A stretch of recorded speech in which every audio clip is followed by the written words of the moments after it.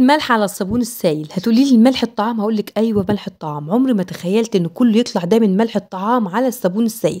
اي صابون سائل عندك، عايزه اقول لك ان هي فكره عبقريه، وبجد لو فاتك الفيديو ده فاتك كتير جدا. الفيديو مليان افكار جميله جدا جدا، افكار كتيره حلوه، وان شاء الله تخرجوا مستفاده حتى لو بفكره واحده. وتعالي بقى ما اقول لك، احنا نحط الملح على البريل، هتطلع معايا اول صابون السائل، هيطلع معايا اختراع من الاخر، والنتيجه مبهره جدا جدا.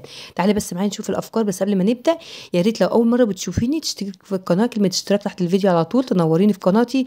ويا ريت اللايك، يا ريت اللايك يا جماعه، فضلا وليس امر اللايك، قلب اختك كده تحطي اللايك وتفرحيني باللايك معايا. بقى عارفين دي فتحات البريل او فتحات الكنز او فتحات الشويبس، الفتحات البيبسي الكنز. عايزه اقول لك بقى ان الفتحات دي عندك كنز ببيتك، اوعي ترميها. بعمل بيها كل قفلات للكيسه. لو حتى عندك قفله واحده كده او قفلتين، هي عباره عن مكبس كده. شايفين انا بعملها ازاي؟ بضغطها كده لتحت. كل ما يبقى عندك بقى ازازه كنز كده، تشيلي منها الغطا بتاعها ده وتستخدميها استخدام رهيب. مش هتتخيلي احنا بنستخدمها ازاي او ايه في ايه. يعني بجد ممكن تقفلي بيها كيسه زي كده وتقفلها لك قفله محكمه جدا جدا. يعني عايزه اقول لك هتريحك، هترمي الكيس في اي مكان، مش هتخافي ان هو يتكب منه اي حاجه، وكمان هينضف مكانه. شايفين قفله الكيسه؟ وعايزه اقول لك ان القفله شديده جدا جدا، ومش سهل ان هي تتخلع بسرعه، وهتحافظ لك على الكيسه وعلى الحبوب اللي في الكيسه.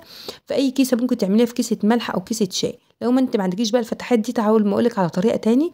الطريقه اللي معايا التانيه دي، ان انت تجيبي ولاعه وتقفلي الكيسه زي ما انت شايفه كده بالولاعه.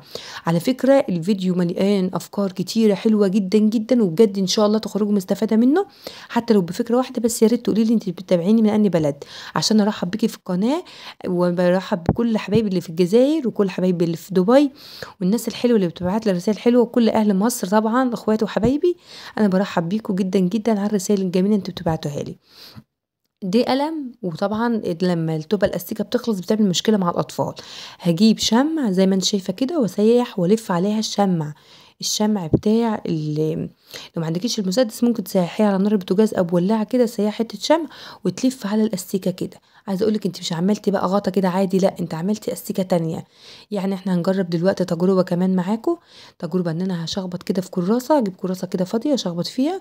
عملت استيكه من مفيش. يعني ما تنزعجيش لما الاستيكه بتخلص، ابنك بقى طبعا بيزعل لما الاستيكه بتخلص في القلم. لا، بقوم مسحاها زي ما انت شايفه كده. تجربه حلوه جدا جدا. عملنا استيكه كده من القلم، كل ما يخلص تعملي نفس الطريقه.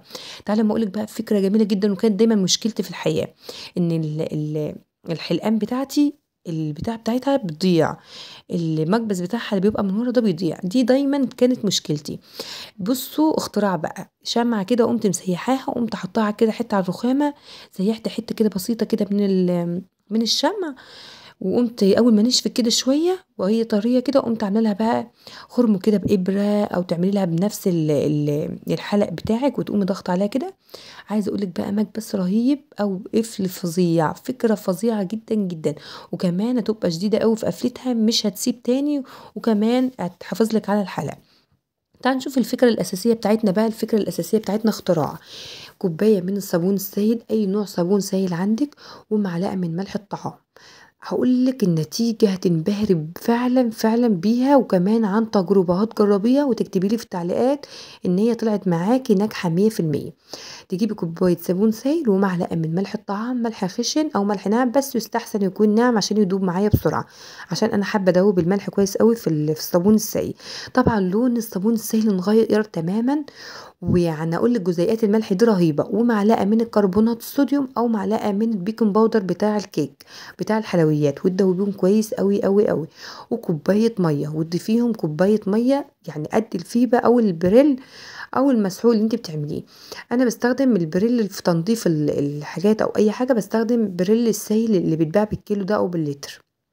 ضفت كوبايه ميه، وهجيب بقى ازازه فاضيه وابتدي اعبي بقى الحاجه الجباره اللي معايا دي. عايزه اقول لك ده حاجه ناسف كده، هتشوفي بعينك دلوقتي وعن تجربه، وهتشوفي دلوقتي.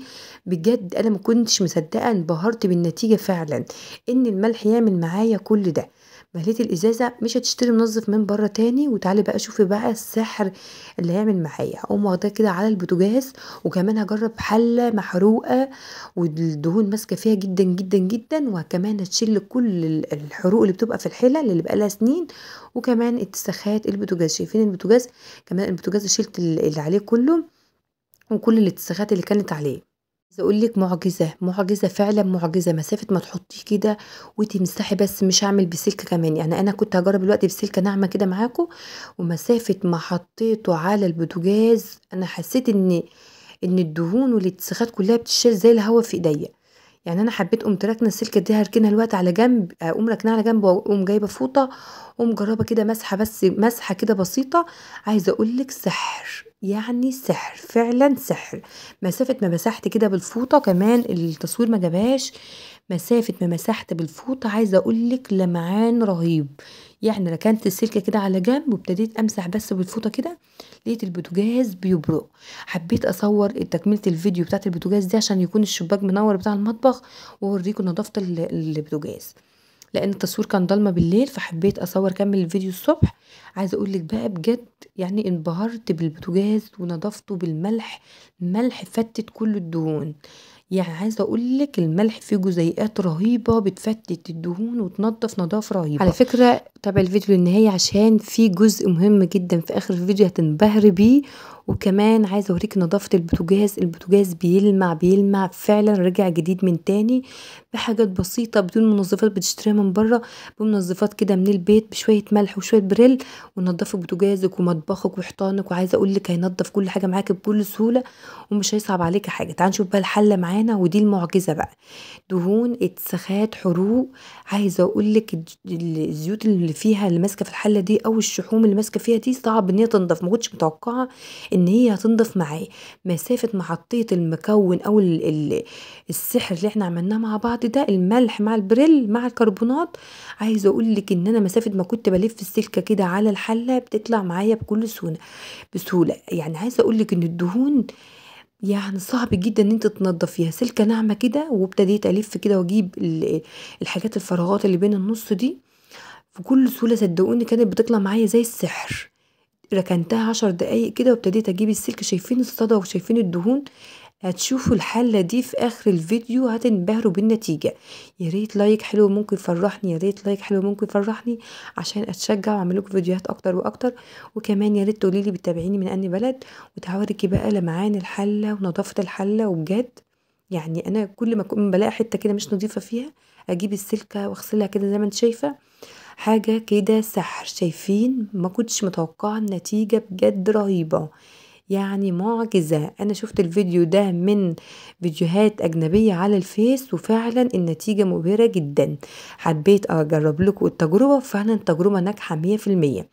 يا ريت ما تنسينيش في تعليق حلو منك كده، فرحنا. باي باي.